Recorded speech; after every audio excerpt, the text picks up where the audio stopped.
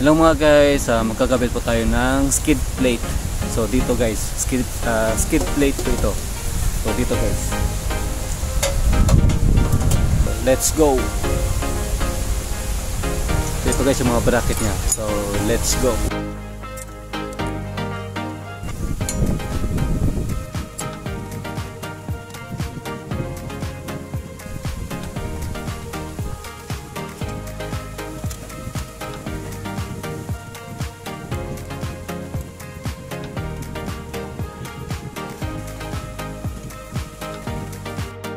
So yun guys, tapos ko na nakabit ang skid plate natin. So yun guys, sa nais mag order, available po yan guys sa Shopee natin. Ayun guys, skid plate.